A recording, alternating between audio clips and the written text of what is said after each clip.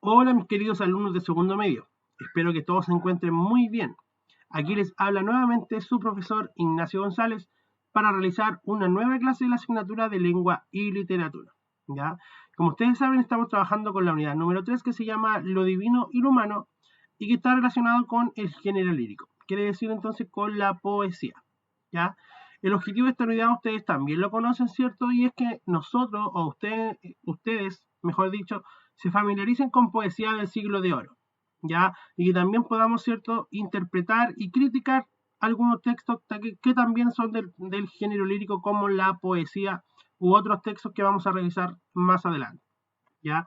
Como en todas las clases, les voy a solicitar entonces que vayan sacando su material de apoyo, un cuaderno y un lápiz, para anotar los contenidos más relevantes que tratemos en esta clase, ¿ya?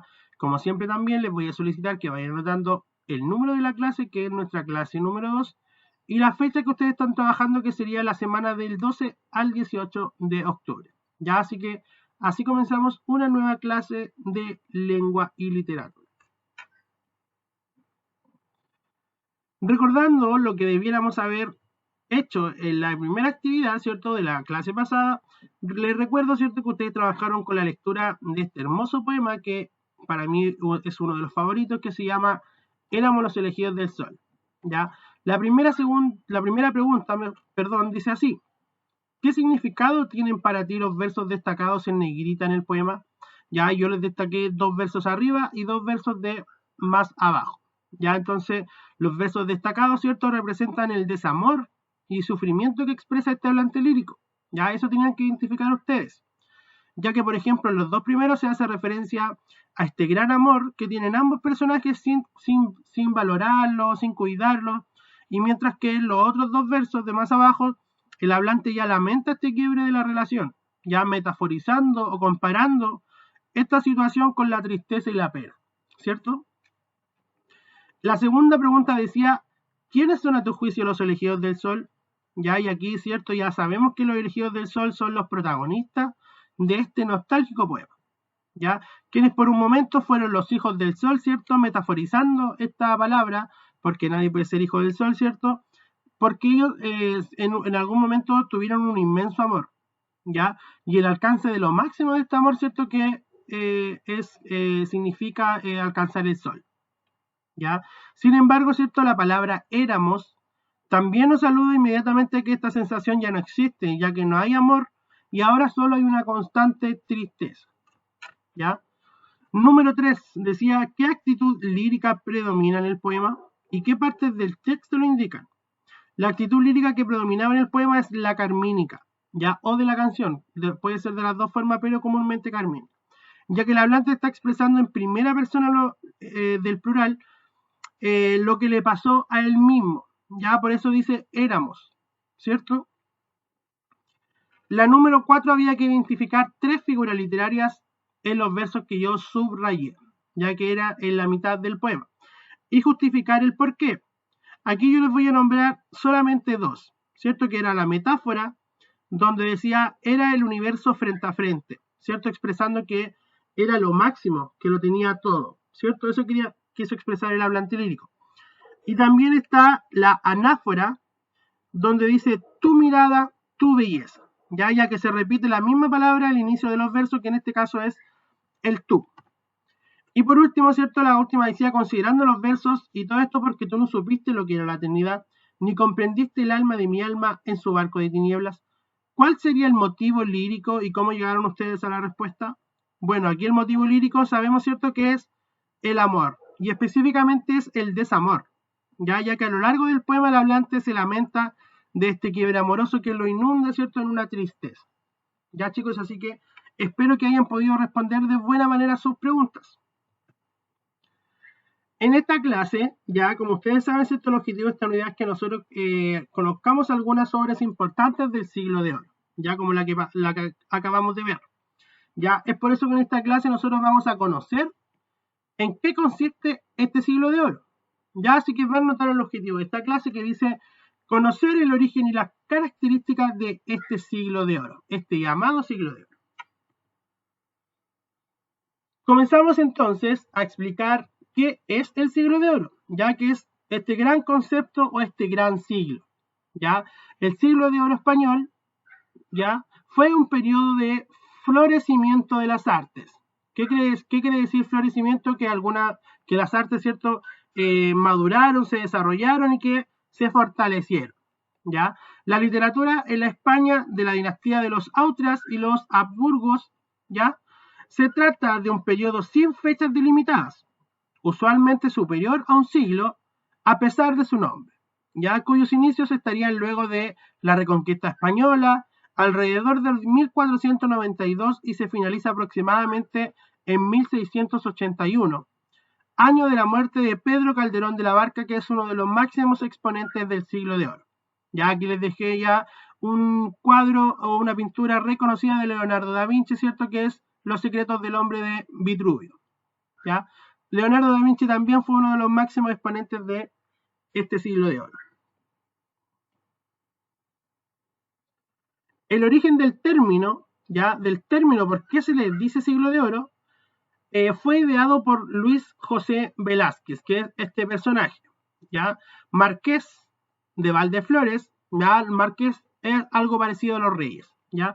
Quien fuera un erudito y un anticuario del siglo XVIII, ya un erudito es un sabio. Lo utilizó por primera vez en su estudio Orígenes de la Poesía Castellana de 1754 y desde ahí, ¿cierto?, quedó con el nombre de siglo de oro, ¿ya? Siglo de oro quiere decir, ¿cierto?, que es un siglo donde se alcanzó el objetivo máximo, ¿cierto?, donde florecieron y se fortalecieron muchas cosas como la arquitectura, ¿cierto?, las artes o la literatura, ¿ya? Y eso ocurrió en España. Aspectos generales del siglo de oro, ya fíjense que las imágenes también pertenecen a los artistas y a las pinturas que predominaron en el siglo de oro, ya así que también ustedes pueden ir relacionando. Normalmente se considera la publicación de la gramática castellana ya en Nebrija en 1492. La gramática, por si ustedes no saben, ya es todas las reglas de nuestro lenguaje, ya las palabras, los acentos, ¿cierto? Las reglas gramaticales, las reglas ortográficas, el orden de la oración, etc. Eso es la gramática. Es como nuestra ciencia. Así como la llegada de Colón al Nuevo Mundo, ya cuando llegó Colón a América. O el término de la Reconquista Española como los eventos que dan inicio a los periodos del siglo de oro. Otro aspecto es que se considera que el siglo de oro abarca dos periodos estéticos distintos, o dos periodos artísticos, como es el Renacimiento y el Barroco, que vamos a pasar a ver más adelante.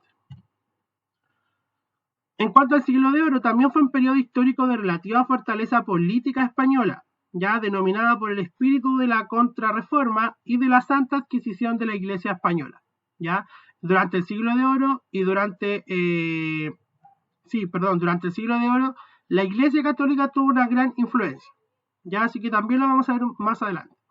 De manera que se trató de un tiempo especialmente católico, pero que le brindó a España el reconocimiento y la admiración en todo el mundo. Ya por eso se dice que es el siglo de oro español. Movimientos artísticos, como les decía, ¿cierto? Tenemos en primera instancia el Renacimiento, que comenzó a finales del siglo XV y principios del siglo XVI, ¿ya? ¿Qué quiere decir el Renacimiento? Concepción vitalista y optimista del hombre, ¿ya? Esos pensamientos o esas ideologías estaban en la época del Renacimiento, ¿ya? También existía una confianza en la naturaleza y en el hombre. Por eso se diseñaron algunas pinturas como esta, por ejemplo. Ya la que vimos en la página anterior. Ya esta pertenece al Renacimiento. También en el Renacimiento se inició el gusto por el equilibrio, la serenidad y la armonía.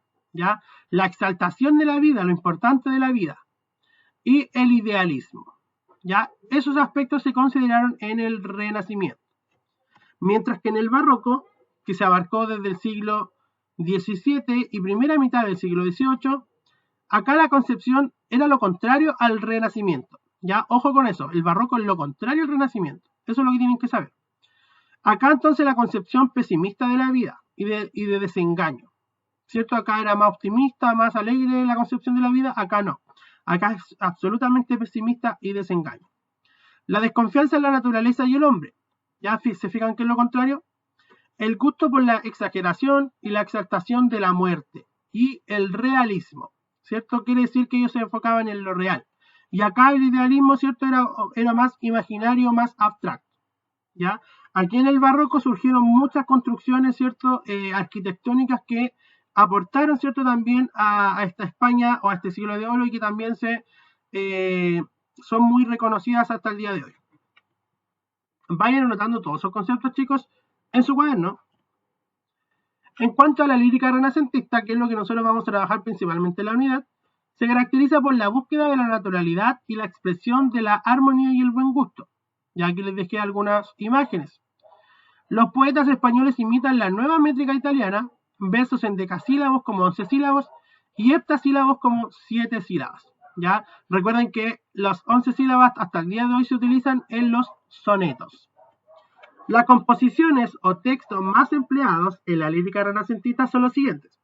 En primera instancia tenemos el soneto, que lo vamos a trabajar en la próxima clase, que son 14 versos de arte mayor agrupados en 2 cuartetos y 2 tercetos. Yo sé que ustedes saben algo ya sobre el soneto.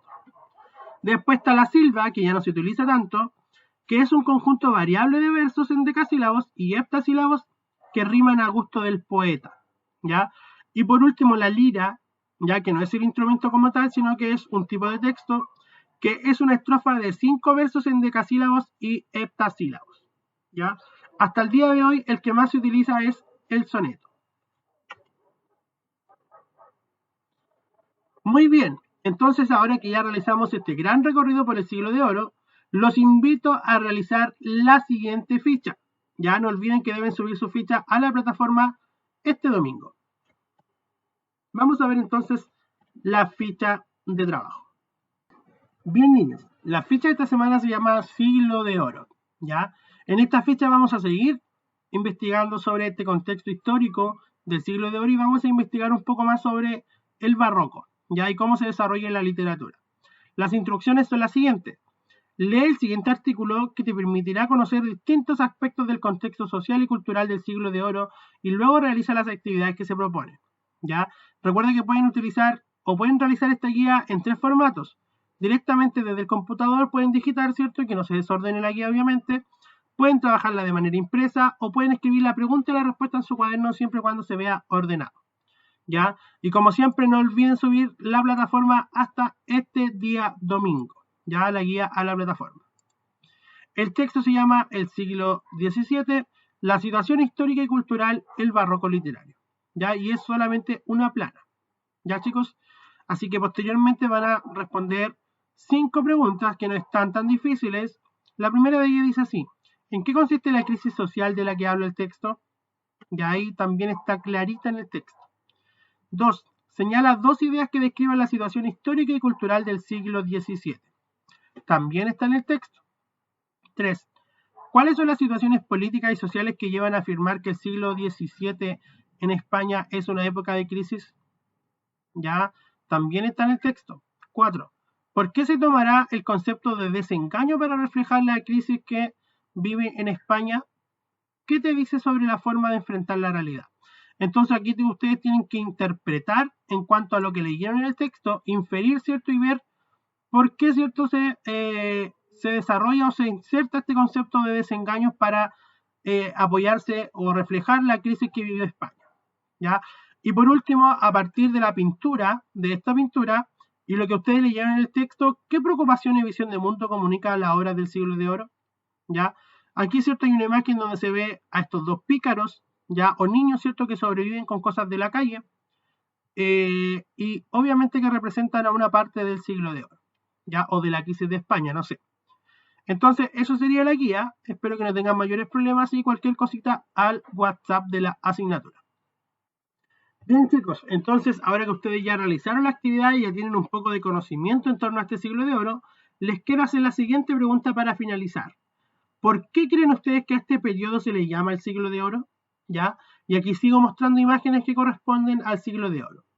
Necesito que respondan esa pregunta para ustedes, ya como para finalizar, para ver si aprendieron o comprendieron algo durante esta clase. Y para terminar, ¿cierto? Como siempre, una gran pregunta para la autoevaluación, que es para finalizar nuestra clase. Dice así: ¿qué tan esforzado ha sido el trabajo de las clases durante esta última semana. ¿Ya? Recuerden que aquí, ¿cierto? En la última semana ustedes tuvieron que colocarse el día con la unidad número 2, ¿cierto? Algunos anduvieron corriendo, otros no alcanzaron, ¿cierto? Y otros sí consiguieron el gran objetivo. ¿Ya? Entonces aquí la idea es que ustedes se vayan pensando y posicionándose en cuál de estas expresiones se encuentran. ¿Ya? Si se sienten cansados, si finalmente se rindieron y no quisieron hacer nada más porque estaban demasiado cansados y no alcanzaron a subir todas sus guías. Si lo lograron, ¿cierto? Porque querer es poder, ¿cierto? Y se motivaron a alcanzar el objetivo. O finalmente, ¿cierto? Mandaron todo a la punta del cerro, como se dice vulgarmente. No quisieron hacer nada, se enojaron y obviamente que van a tener una mala evaluación. O finalmente, si se sienten ganadores y consiguieron el objetivo y creen que les va a ir muy bien. ¿Ya? Entonces aquí cada uno sabe en qué posición o en qué expresión se encuentra. ¿Ya, chicos? Y por último, como siempre, ¿cierto? Les dejo los métodos de contacto, los cuales ustedes no se pueden olvidar porque cualquier duda o consulta la pueden hacer a través de los siguientes medios. Ya que está mi correo institucional, igonzalez@colegiosanfranciscotalca.cl, el grupo de la asignatura de WhatsApp que tenemos, ¿cierto? En cada curso, y mi número institucional, ¿cierto? Que también me pueden escribir de manera interna si necesitan si tienen alguna duda específica o si necesitan que yo los ayude en algo, ¿ya? Recuerden que el horario de atención es de 9 a 5 de la tarde. Y también, ¿cierto? Como siempre, la página web de su colegio institucional, ¿cierto? En la cual ustedes pueden acceder a sus clases, a sus guías, a los videos o incluso a los libros. ¿Ya, chicos? Así que eso sería esta semana, una clase bien buena. Espero que no tengan mayores dificultades. Y si es así, no duden en mandarme un WhatsApp. Ya, chicos, así que me despido con un fuerte abrazo, su profesor Ignacio González. Chao, chao.